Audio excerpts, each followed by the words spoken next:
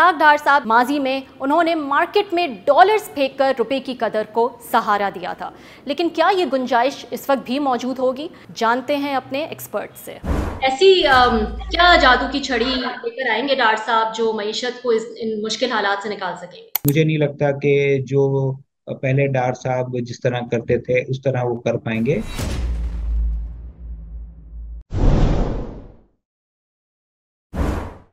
देखिए, परसेप्शन और रियलिटी में फ़र्क होता है। परसेप्शन तो यही है कि उनके ज़माने में इंटरेस्ट रेट कम रहे थे, उनके ज़माने में करेंसी काफ़ी स्टेबल रही थी, जिसका नतीजा ये हुआ था कि हम 3-4 साल तक अच्छी ग्रोथ हुई थी, और उसके बाद जब नई हुकूमत आ रही थी तो फिर उनको इश्यूज भी देखने को मिले थे। बट मेरे ख्याल में इस दफ़ा कुछ हालात डिफरेंट हैं। एक तो जो ग्लोबल फाइनेंशियल मार्केट्स है, जिसने बड़ा सपोर्ट किया था पाकिस्तान को, क्योंकि पाकिस्तान को एक्सटर्नल अकाउंट चैलेंजेस होते हैं और रिजर्व बढ़ाने की जरूरत होती है, तो कमर्शियल बोरोइंग है या यूरो बॉन्ड जी। है, उससे रिजर्व को सपोर्ट मिलता है। जो हालात अब इतने साजगार नहीं है, नंबर वन। नंबर टू, जो पाकिस्तान का आईएमएफ से एग्रीमेंट है इस दफा, वो ज्यादा सख्त है, क्योंकि हम्म। पाकिस्तान के भी हालात सही नहीं थे, ग्लोबल हालात भी सही नहीं थे। उसको बिल्कुल। देखते हुए भी चैलेंजेस होंगे। और थर्डली कि आईएमएफ के कहने पे पिछली हुकूमत ने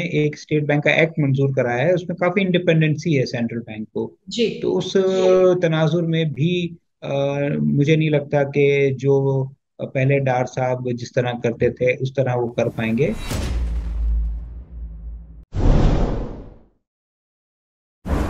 काफी एडमिनिस्ट्रेटिव मेजर्स होंगे जो एक्सचेंज कंपनी से रिलेटेड हैं, या जो बैंक्स की एलसी ओपनिंग से रिलेटेड हैं, उसमें शायद बेहतरी नजर आए, तो उसका भी कुछ करेंसी मार्केट को फायदा हो।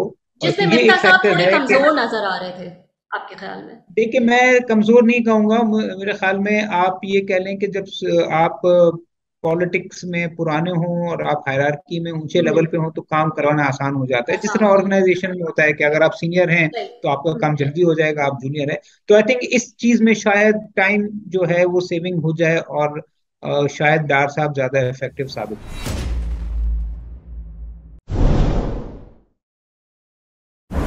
देखिए, आईएमएफ ने तो कह दिया है, जो पिछले दिनों आईएमएफ के हम्म। जो रिप्रेजेंटेटिव की मीटिंग हुई थी शहबाज शरीफ के साथ, उसमें उन्होंने ये कह दिया है कि वो शराइत को नरम करेंगे। ना सिर्फ ये, बल्कि वो जो किस्त है पाकिस्तान की उसकी बढ़ाने का भी बात करेंगे। तो ये भी एक वो एरिया है जहाँ पे डार साहब अपना रोल प्ले कर सकते हैं, और वहाँ पे जो पाकिस्तान में बिलियंस ऑफ डॉलर का नुकसान हुआ है उसको पिच करके वहां से भी कुछ रियायत ले सकते हैं। तो मेरे ख्याल में डार साहब का काम दो ही होंगे जी। बज़ाहिर। एक तो एडमिनिस्ट्रेटिव मैटर्स को जल्दी कराया जाए, और हम्म। दूसरा जो पाकिस्तान में फ्लड्स हैं उसको कैपिटलाइज करके, चाहे वो आईएमएफ के साथ है, वर्ल्ड बैंक या दूसरी मल्टीलैटरल्स के साथ है, हम्म। वहां से ज्यादा इमदाद और सपोर्ट मिले, जिसकी वजह से शायद मईशत में जो दबाव है वो कम हो।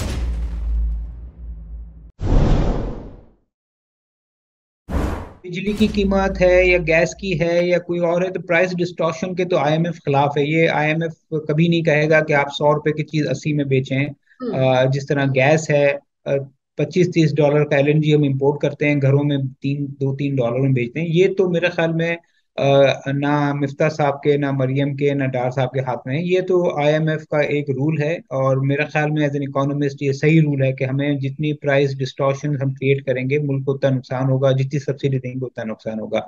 अलबत्ता ये जरूर है कि जिसका डार साहब शायद क्रेडिट ले जाएं, जो 2014-15 में भी हुआ, कि बिजली की कीमतें या तेल की कीमतें हो सकता है कि उसी फॉर्मूले पे जो मिफ्ता साहब ने एग्री किया है उसके बावजूद गिर जाएं। जिस तरह मैंने आपको बताया कि इंटरनेशनल मार्केट एक में सौ गिर जाए। जी 115 डॉलर का जो ब्रेंड था वो आज 85 हो गया है। तो जी। उसका इफेक्ट पेट्रोल की कीमत, डीजल की कीमत, बिजली की कीमत सब पर रहेगा, गैस की कीमत, क्योंकि हमारा एलएनजी भी ब्रांड से लिंक्ड है। तो हो सकता है कि फॉर्मूला वही रहे, उस फॉर्मूले में ही पाकिस्तान को फायदा हो जाए, not because of change in the finance ministry, but because of falling global prices.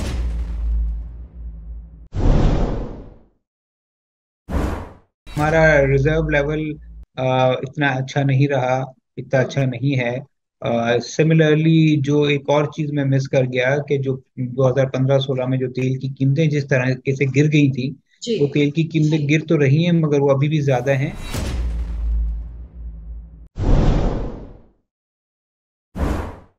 देखिए, अब उन्होंने टाइम फ्रेम तो नहीं दिया कि वो एक दिन की बात कर रहे हैं, एक महीने की बात कर रहे हैं, या हम्म। पता नहीं 10 साल की बात कर रहे हैं। बट अगर शॉर्ट टर्म में आप मुझसे पूछें तो मुझे बज़ाहिर ये बहुत मुश्किल लगता है।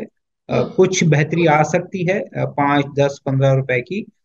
मगर 170, 80 मुझे बज़ाहिर मुश्किल लगता है।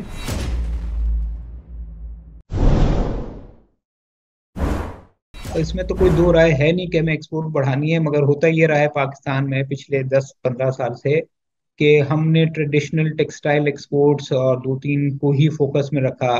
प्लस वहाँ पे सब्सिडी उन चीज़ों को भी दी जो जिसका एक्सपोर्ट से ताल्लुक नहीं था। फॉर इंस्टेंस वो टेक्सटाइल वाला जो पाकिस्तान में अपने प्रोडक्ट बेचता था, वो भी हम्म। एक्सपोर्ट की सब्सिडी ले रहा था। तो मिसयूज बहुत हुआ है ये। प्लस हमने वैल्यू एडिशन जी। नहीं किए। फॉर इंस्टेंस मैं आपको देता हूँ कि अगर $1 बिलियन की आपने टेक्सटाइल एक्सपोर्ट की, तो हो सकता है कि पीछे 400, 500 मिलियन डॉलर का आपने रॉ मटेरियल इम्पोर्ट या कर लिया। दूसरी चीजें आपने इंपोर्ट की हों। हम्म। और दूसरी जानिब अगर हमने आईटी एक्सपोर्ट्स हैं, जो सर्विसेज एक्सपोर्ट्स आती हैं, जो अभी 2.5-3 बिलियन डॉलर हो गई हैं, उसके अगेंस्ट आप कोई चीज इंपोर्ट नहीं करते। तो मेरे ख्याल में टारगेटेड अगर वो कह रहे हैं तो उसका क्या मुराद है ये पूछना जरूरी है। बट आइडियली हर वो सेक्टर, स्पेशली सर्विस सेक्टर, जहाँ पर हम कोई बहुत ज्यादा इंपोर्ट नहीं कर रहे हैं एक्सपोर्ट जनरेट करने के लिए, जिसको मैं कहूँगा कि हाई क्वालिटी या गुड क्वालिटी एक्सपोर्ट्स, या जिसमें वैल्यू एडिशन ज्यादा है, उस पर जी। तवज्जो दें। तो वो ज्यादा बेहतर होगा पाकिस्तान के एक्सटर्नल अकाउंट के लिए।